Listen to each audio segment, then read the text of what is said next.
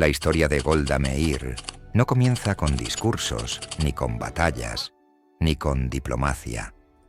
Comienza en una pequeña casa en Kiev, entonces parte del Imperio ruso, donde la niña nacida como Golda Mavovich vivió sus primeros años entre la amenaza constante del antisemitismo y la pobreza.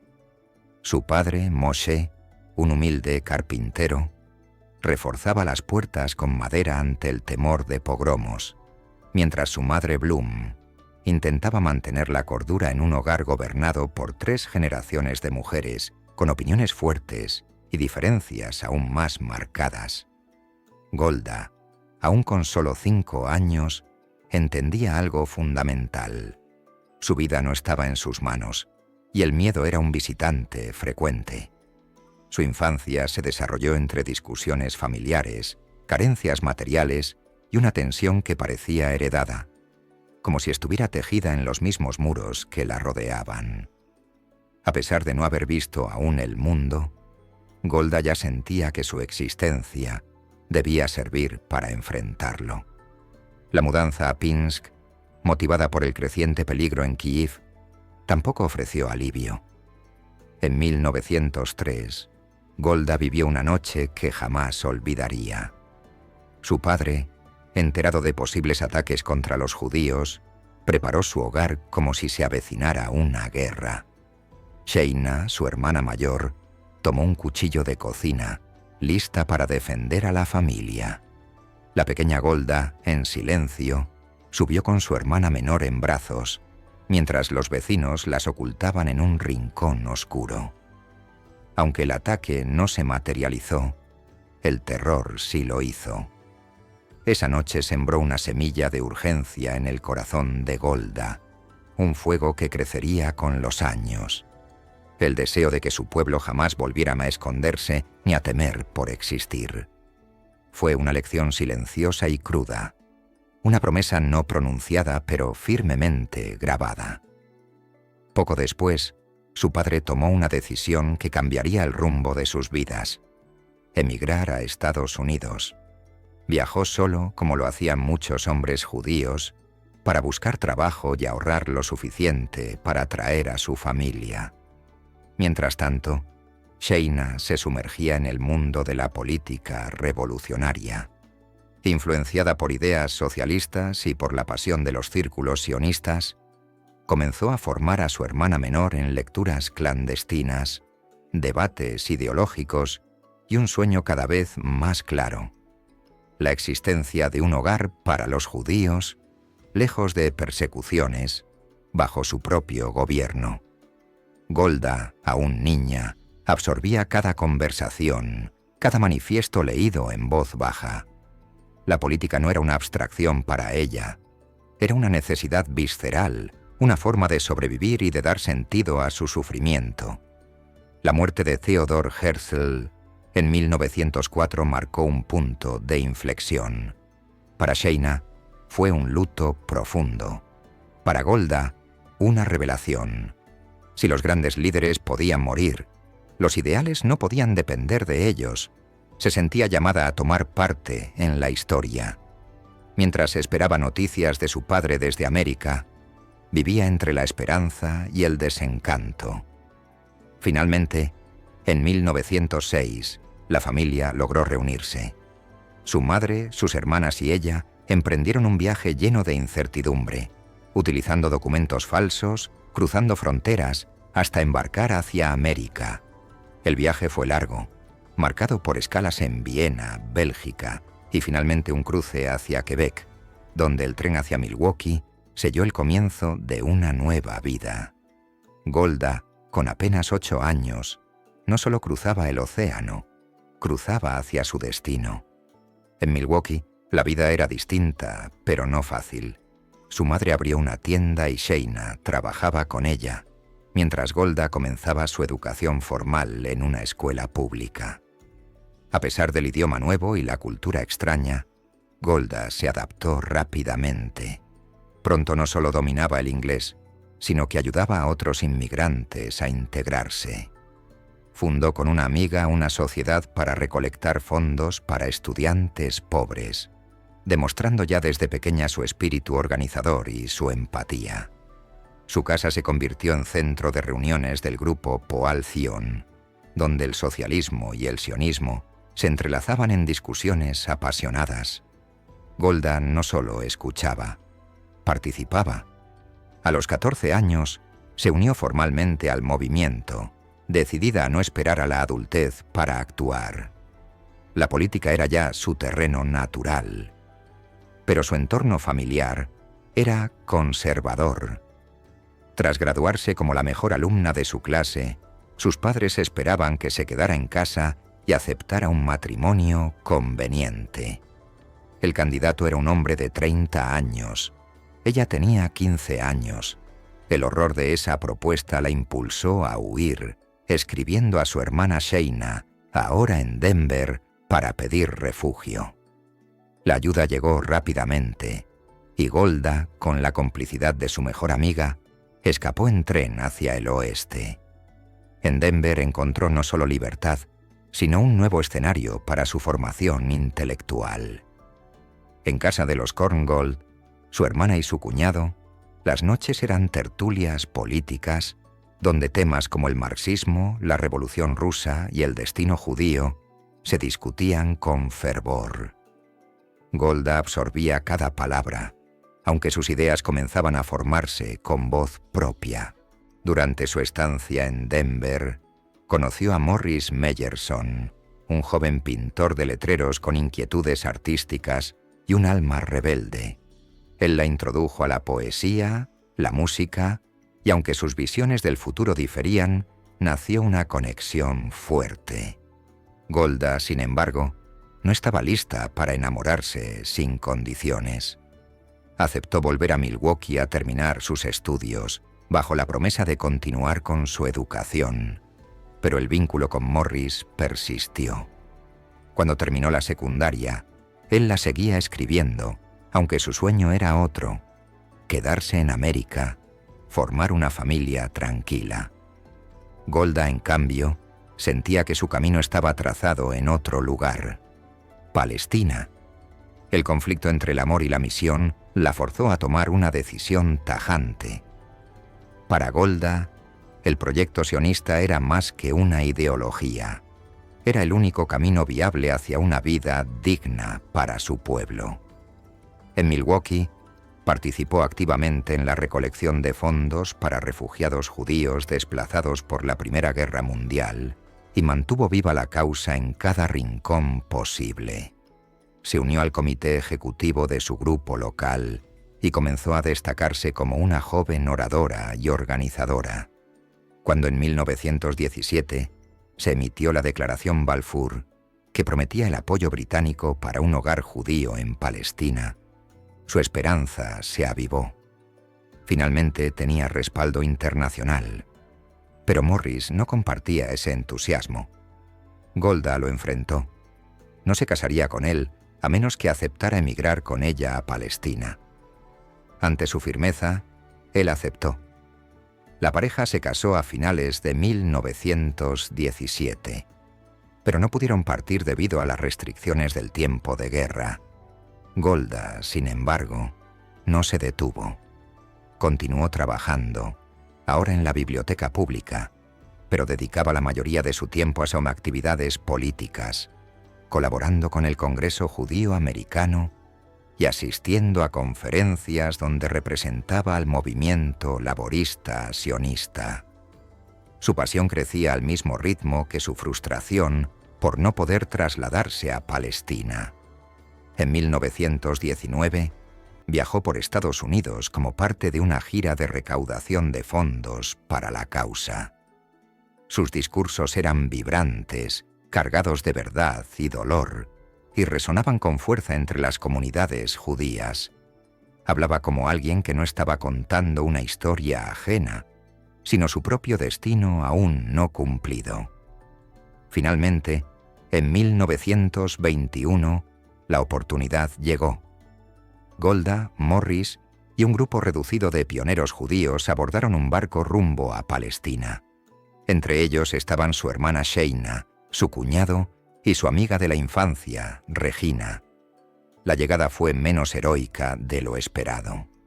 Tel Aviv era un asentamiento humilde, sin los colores brillantes que había imaginado, pero para Golda era tierra prometida. Era inicio, aunque con polvo y dificultades. Morris consiguió empleo como contable y ella comenzó a enseñar inglés, aunque su objetivo era vivir en un kibutz, donde pudiera participar en la construcción de una sociedad igualitaria.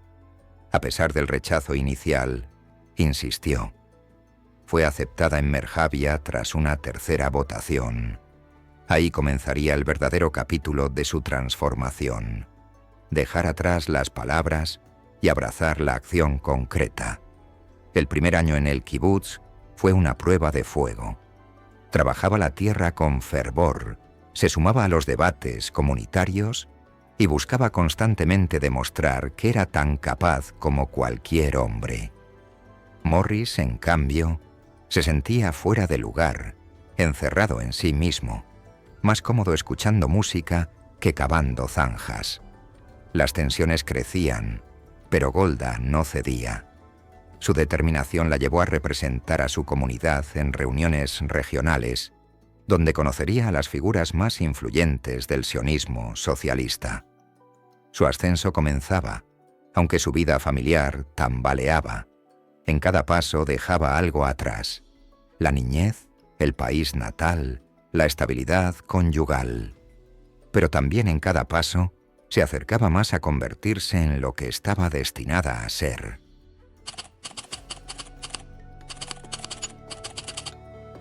La vida en el kibutz no tardó en mostrar sus contradicciones. Mientras Golda se abría paso como una fuerza política emergente dentro del movimiento obrero, la salud de Morris se deterioraba. Aquejado de malaria y abatido por su marginación dentro de la comunidad, su malestar contrastaba con la efervescencia que Golda sentía cada vez que hablaba en las asambleas.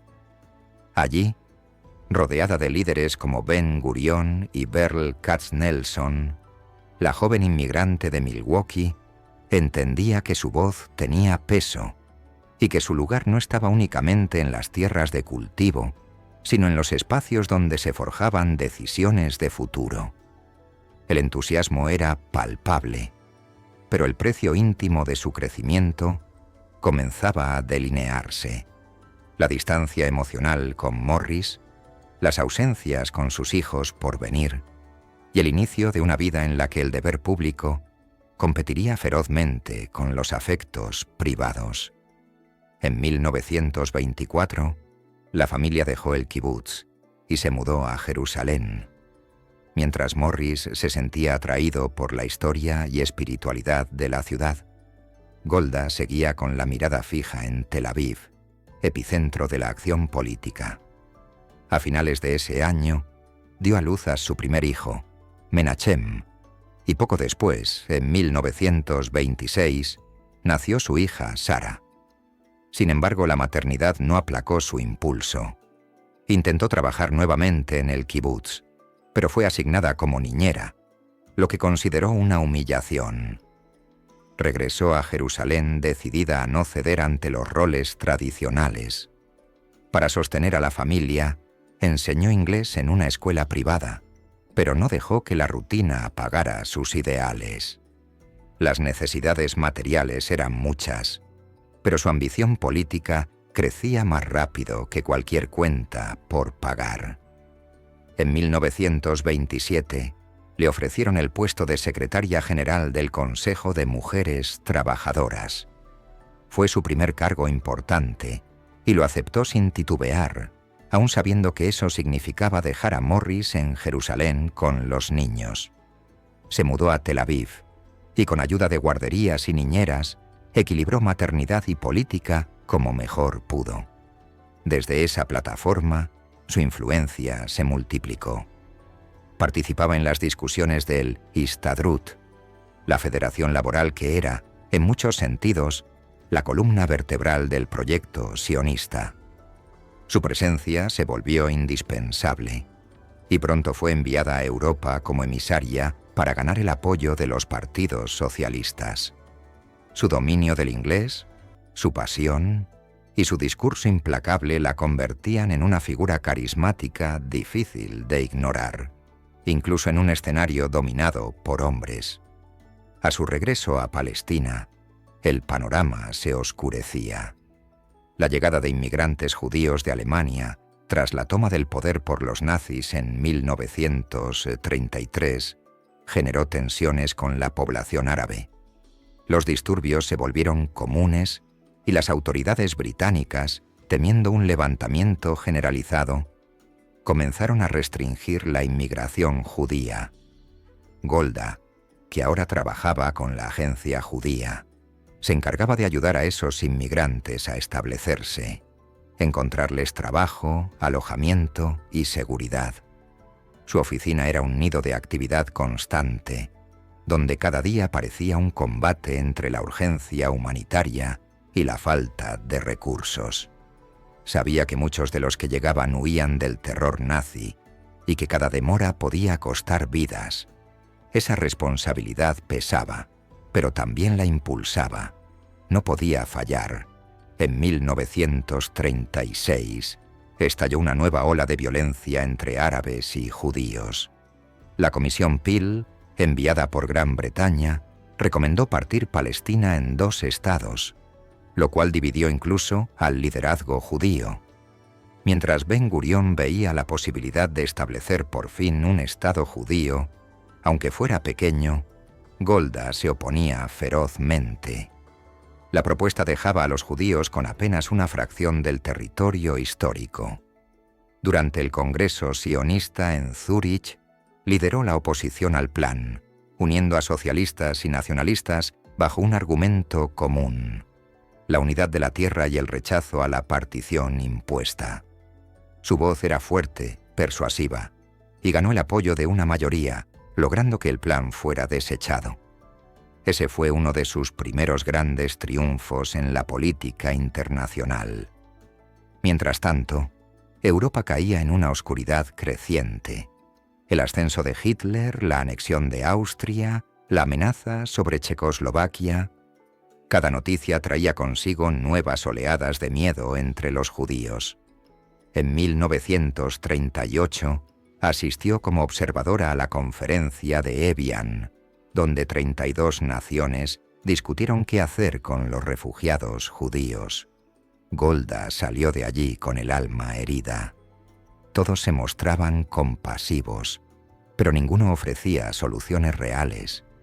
El mundo está dividido, pensaba, entre los lugares donde los judíos no pueden vivir y los lugares donde no se les permite entrar. Su indignación se convirtió en determinación. Si el mundo no iba a salvarlos, los judíos tendrían que salvarse a sí mismos. La urgencia por crear un Estado se transformó en su religión personal. El estallido de la Segunda Guerra Mundial lo cambió todo. Con los campos de concentración ya en operación, Golda trabajó para establecer redes de rescate y presionó a las autoridades británicas para aumentar los cupos de inmigración.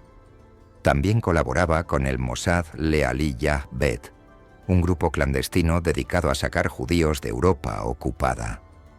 Arriesgaba su vida y su reputación, pero no había tiempo para dudas. En 1943, cuando la noticia del levantamiento del gueto de Varsovia llegó a Palestina, ofreció los servicios de la Haganá a los británicos para operaciones detrás de las líneas enemigas. Para Golda, cada misión era una carrera contra el exterminio. El destino de su pueblo ya no dependía de discursos, sino de acciones concretas, audaces y, muchas veces, peligrosas.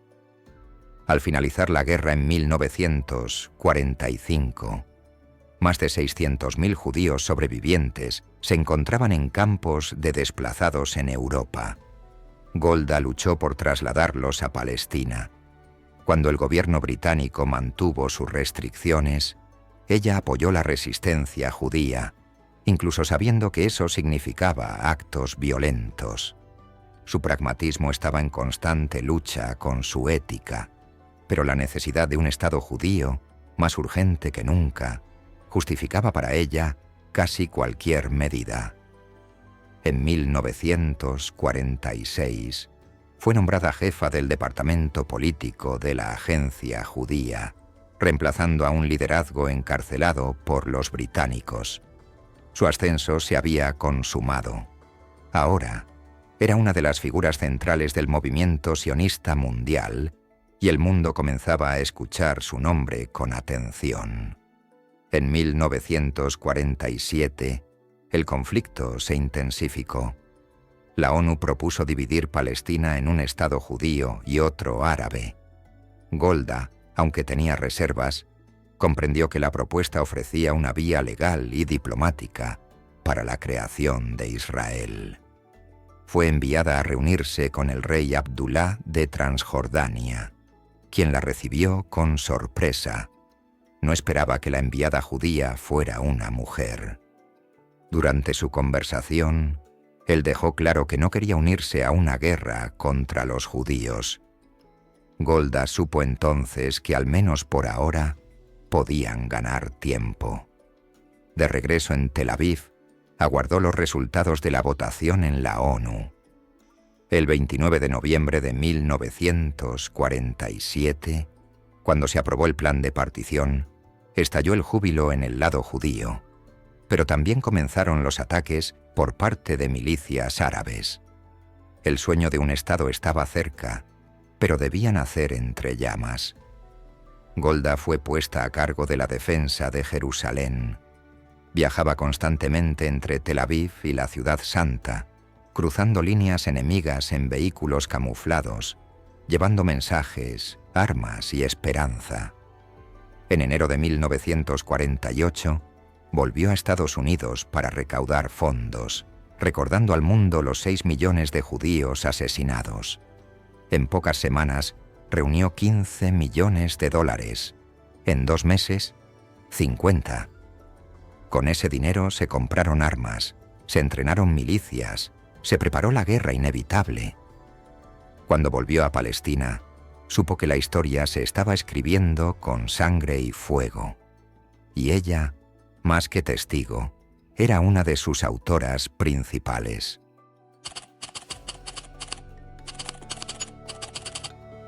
El 14 de mayo de 1948, mientras los británicos abandonaban su mandato en Palestina, David Ben-Gurión proclamó el nacimiento del Estado de Israel.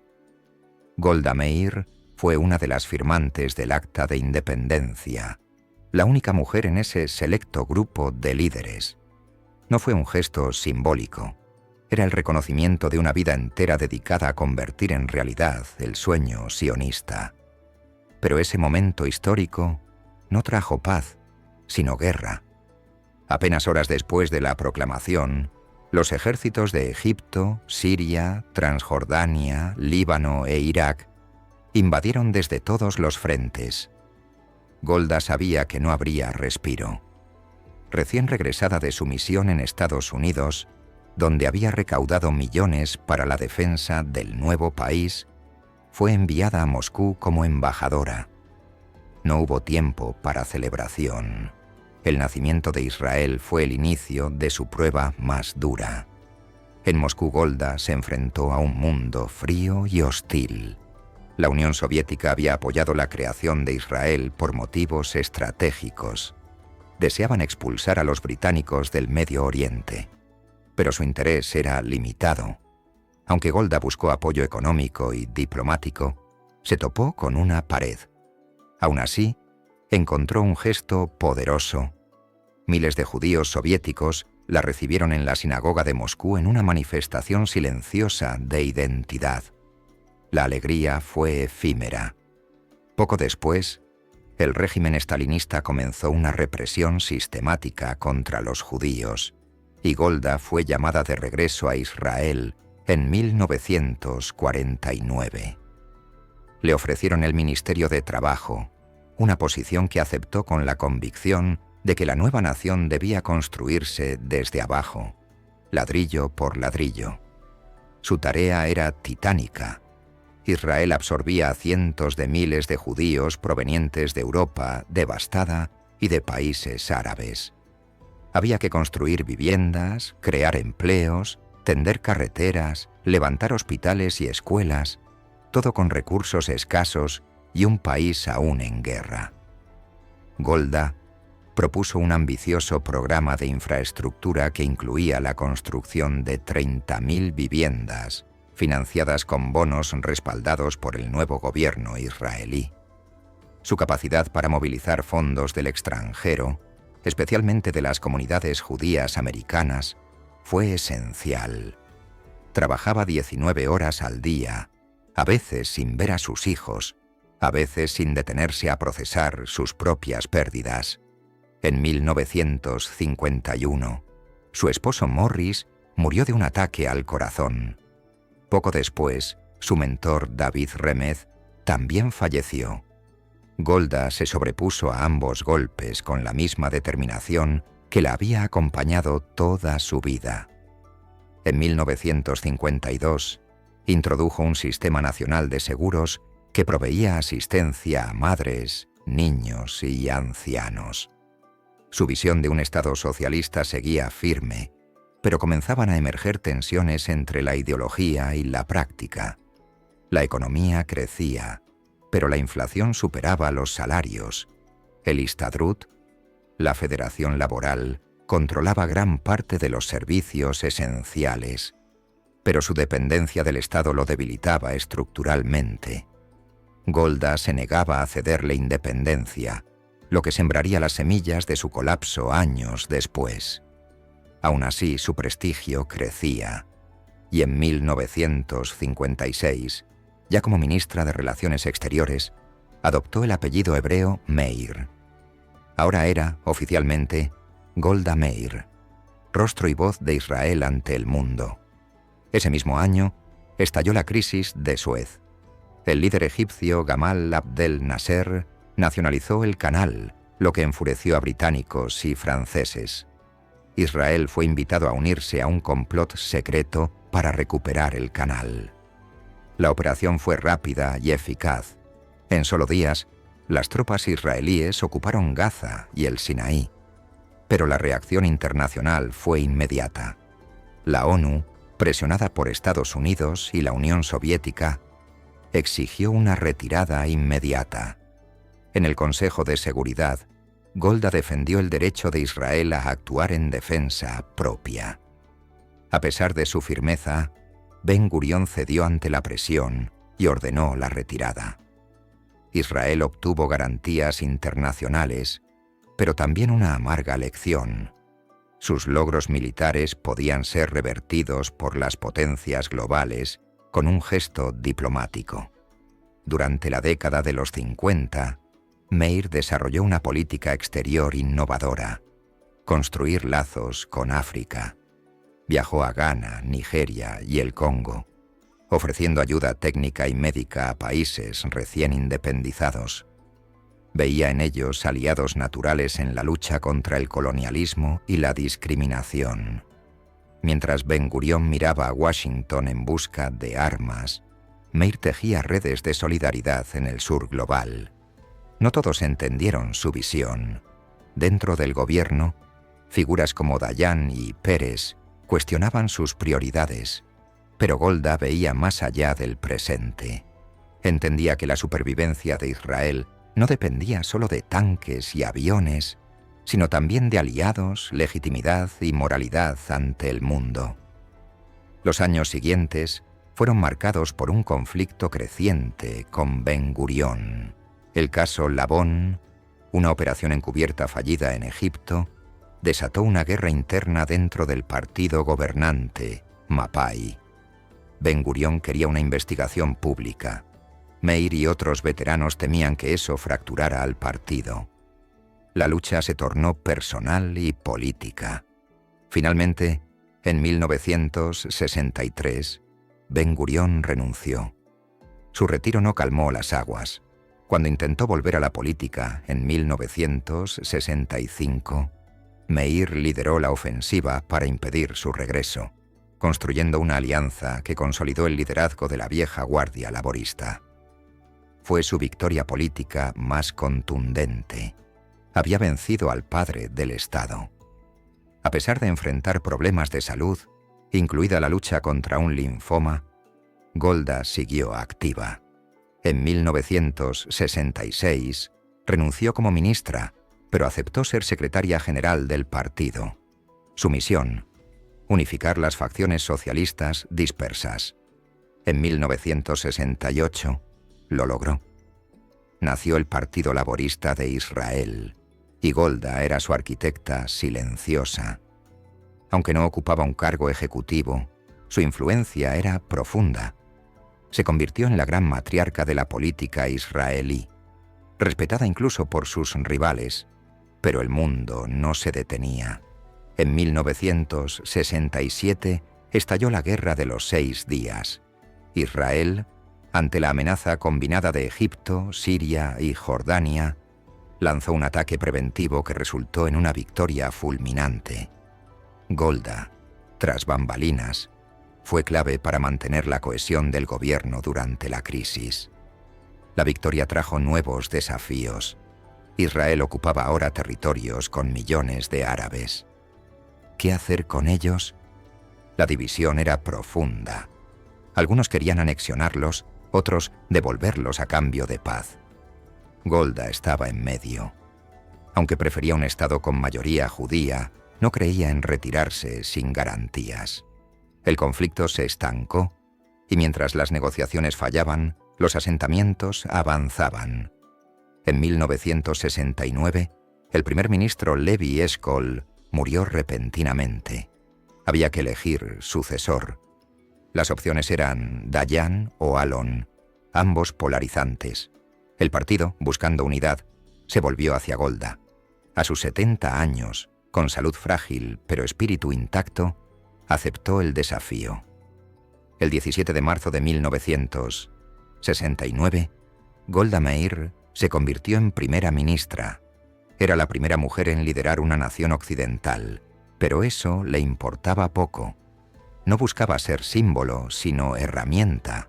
Sabía que heredaba un país fracturado, con fronteras calientes y un tejido social desigual. Sin embargo, su popularidad se disparó. Su estilo sencillo, directo, y su imagen de abuela fuerte conquistaban al pueblo. Durante sus primeros meses, enfrentó huelgas, protestas y tensiones en Jerusalén con los Panteras Negras israelíes, jóvenes mizrajíes que denunciaban discriminación. Golda, aunque conmovida por sus reclamos, reaccionó con torpeza, negando sus acusaciones y acentuando divisiones. Por primera vez, su conexión con el pueblo flaqueaba. Aún así, mantenía un control férreo del gabinete y de la narrativa nacional. En política exterior, seguía siendo pragmática, pero firme. Rechazaba cualquier iniciativa de paz que exigiera la retirada total sin concesiones.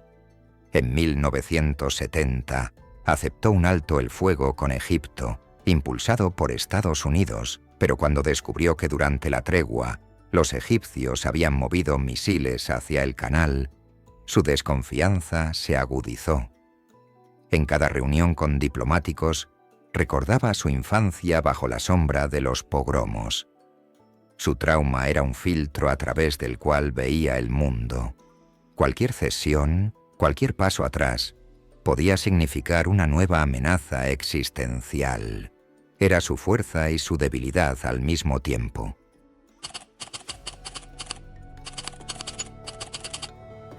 A comienzos de los años 70, el tablero político de Medio Oriente se convertía en una partida tensa, jugada entre titanes paranoicos y líderes desesperados. Golda Meir, a sus 70 años, mantenía la compostura ante las crecientes amenazas que la rodeaban, pero en su interior la inquietud crecía. La muerte de Nasser en 1970 y la ascensión de Anwar Sadat en Egipto generaron nuevas esperanzas para un diálogo, pero también sembraron incertidumbre. Sadat, astuto y carismático, no era Nasser. Aunque en sus discursos hablaba de paz, sus gestos eran ambiguos. Golda, veterana de 1000 decepciones, no se dejaba seducir fácilmente por las palabras. Quería garantías, no promesas. Ofreció una retirada parcial del Sinaí, pero Egipto exigía todo. Así, la distancia entre ambos líderes seguía tan vasta como el desierto que los separaba. En 1971, Meir enfrentó un terremoto social dentro de su propio país. El movimiento de los Panteras Negras israelíes, formado por judíos mizrajíes, exigía igualdad de oportunidades y denunciaba un sistema dominado por askenazíes, los judíos europeos. Golda no entendía del todo su rabia. Para ella, que había vivido persecuciones, hambre, guerra y exilio, las quejas de jóvenes nacidos en Israel parecían fuera de lugar. Su respuesta fue defensiva. Negó que existiera discriminación institucional, defendió su generación y, sin darse cuenta, se desconectó de una parte importante del pueblo. Las manifestaciones, los carteles, las hogueras simbólicas con su imagen le dolieron más de lo que admitía, pero nunca lo mostró. Seguía creyendo que el peligro real no estaba en las calles de Jerusalén, sino en los arsenales de Damasco y El Cairo. El conflicto con los palestinos, mientras tanto, se agudizaba. La Organización para la Liberación de Palestina, OLP, liderada por Yasser Arafat, intensificaba su campaña internacional y sus atentados. Golda Meir se negaba a reconocer la existencia del pueblo palestino como entidad nacional. Para ella, eran simplemente árabes que podían vivir en cualquier otro país árabe.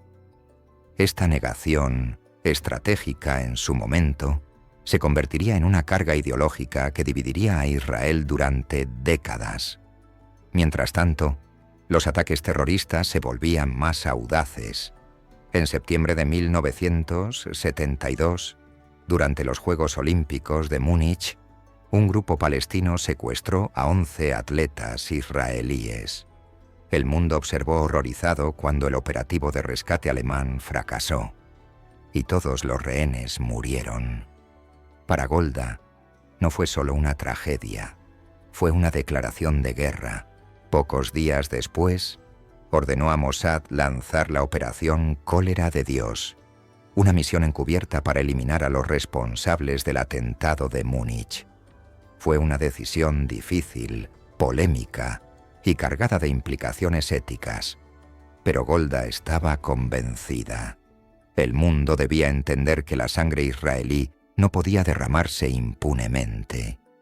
Esta respuesta marcó un nuevo capítulo en la política de seguridad israelí, la disuasión por venganza. En privado admitía sentirse desgarrada, no por los métodos, sino por la necesidad de emplearlos. La vieja soñadora de Milwaukee, que una vez creyó en el socialismo puro y en la hermandad de los pueblos, se convertía ahora en una estadista endurecida por la realidad. Cada decisión, cada orden, era un equilibrio entre sobrevivir y no perder el alma. En mayo de 1973, Golda anunció su intención de retirarse en octubre. Sentía que había cumplido su misión. El país era fuerte, su ejército invencible y su liderazgo estable. Pero en agosto, informes de inteligencia comenzaron a encender alarmas. Egipto y Siria estaban movilizando tropas cerca de las fronteras.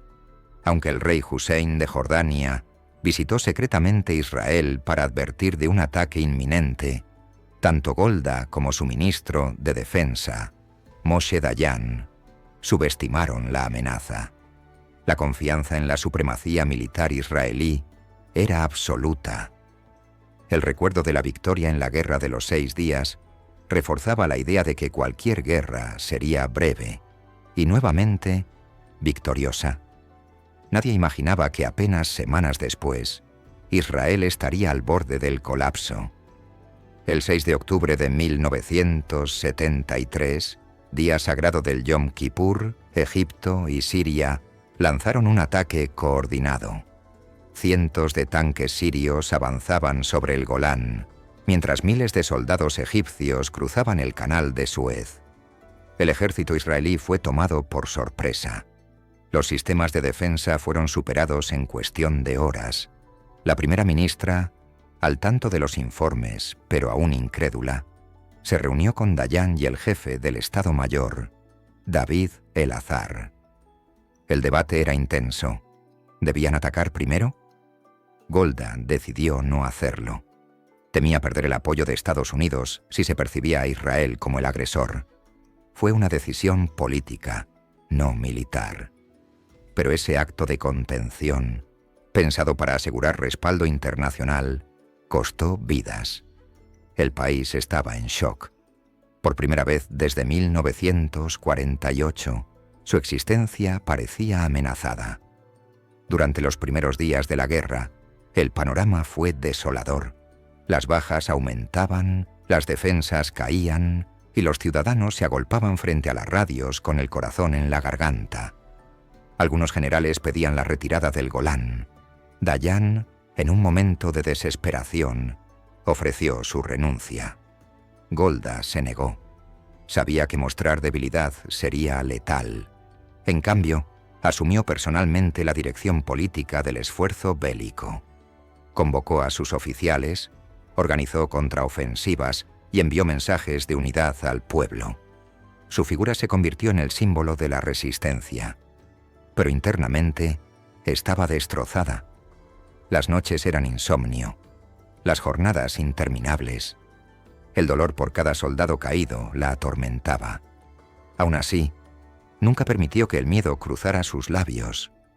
El punto de inflexión llegó cuando las reservas del ejército comenzaron a entrar en combate. En el norte, los sirios fueron detenidos y obligados a retroceder. En el sur, el-Azhar lanzó una operación arriesgada para cruzar el canal de Suez y rodear al tercer ejército egipcio. El mundo miraba con tensión. Estados Unidos y la Unión Soviética presionaban por un alto el fuego. Sadat, atrapado, aceptó negociar. Golda, inicialmente reticente, entendió que si seguían avanzando y destruían completamente al ejército egipcio, podrían perder el apoyo internacional. El equilibrio era delicado. Detenerse antes de la victoria absoluta, pero con la autoridad intacta. Así, el 22 de octubre, se pactó un cese al fuego bajo mediación de Henry Kissinger. Pero los combates no cesaron de inmediato. Egipto intentó romper el cerco. Israel respondió. Las tensiones escalaron hasta que, finalmente, el 25 de octubre, el alto, el fuego, fue respetado. Aunque Israel había logrado frenar el ataque y recuperar terreno, el precio fue altísimo. Más de 2.600 soldados muertos, miles de heridos y una sociedad desgarrada. La victoria militar no pudo ocultar la sensación de vulnerabilidad. Por primera vez, la figura de Golda Meir comenzó a ser cuestionada. ¿Por qué no actuaron antes? ¿Por qué ignoraron las señales? Ella, que había sostenido a su país en los momentos más oscuros, se veía ahora arrastrada por la marea de la culpa nacional. En noviembre, Golda viajó a Estados Unidos para reunirse con Nixon y Kissinger. Discutieron propuestas de paz, intercambios de prisioneros y la reapertura del canal de Suez. Golda insistió en no levantar el cerco al ejército egipcio sin garantías. La presión era inmensa, pero logró negociar desde una posición de fuerza. Cuando volvió a Israel, las elecciones estaban cerca. El 31 de diciembre de 1973, su partido ganó, pero perdió apoyo. El país estaba dividido. Golda formó gobierno, pero la sombra de la guerra pesaba sobre ella. Mantuvo a Dayan en su cargo, una decisión que le costó simpatías incluso dentro de su partido. Las críticas no cesaban. En marzo, anunció que no seguiría. Había dado todo, y más. El 3 de junio de 1974, dejó la oficina del primer ministro.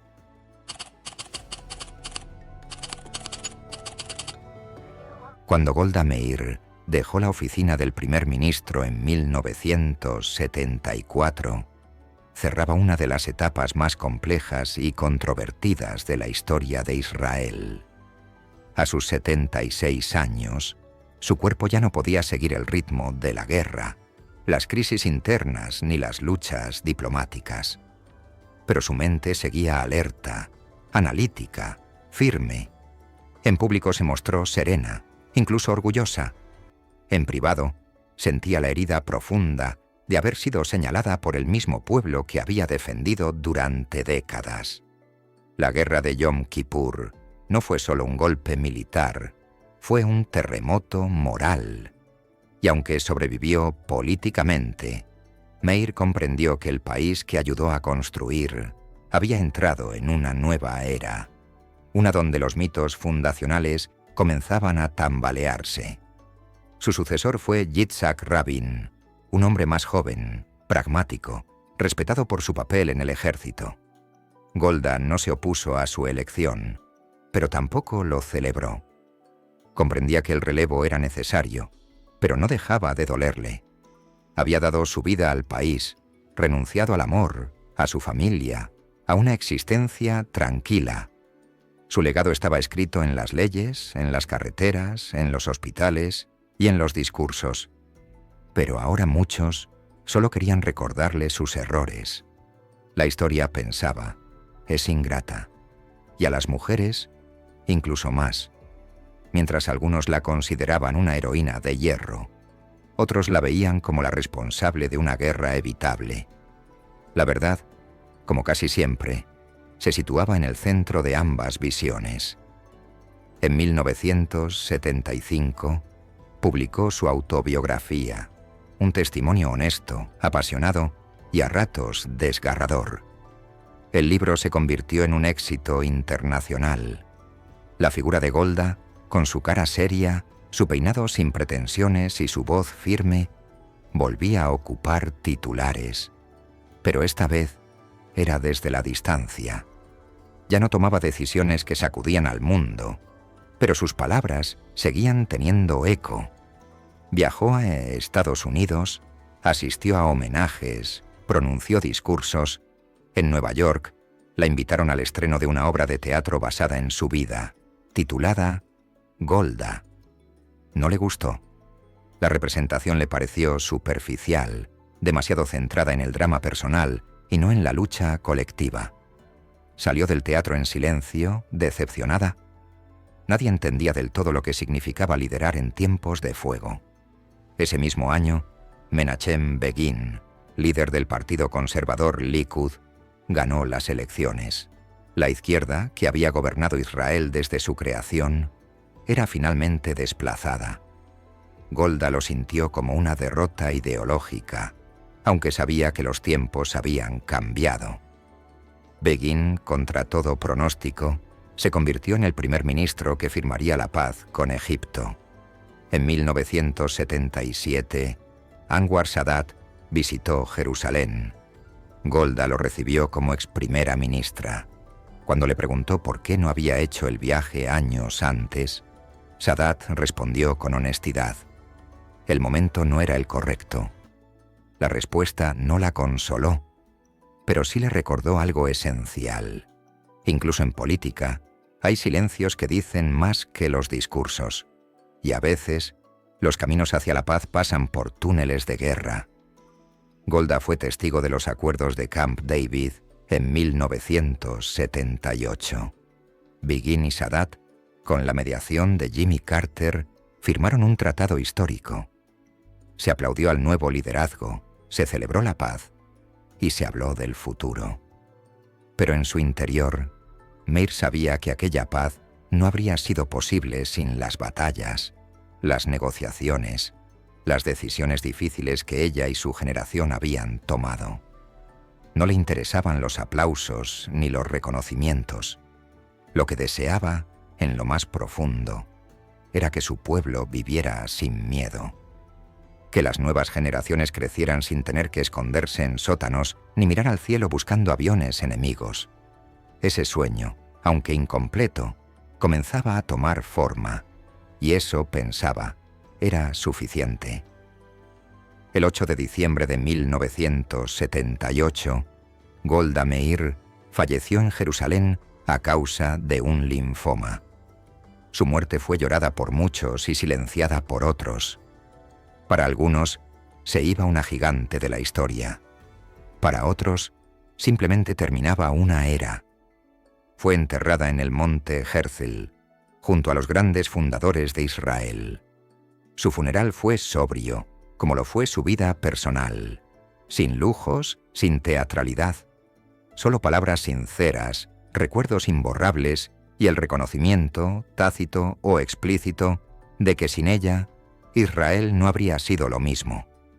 En sus últimos días, lejos del poder, había vuelto a ser simplemente Golda, una mujer que había amado intensamente a su pueblo, que había cometido errores, pero que nunca se rindió ante la injusticia. Su legado, como el de tantos líderes complejos, no cabe en una frase ni en una estatua. Fue la encarnación de una generación forjada en la adversidad, guiada por ideales y empujada por la urgencia. Fue madre, esposa, activista, diplomática y primera ministra.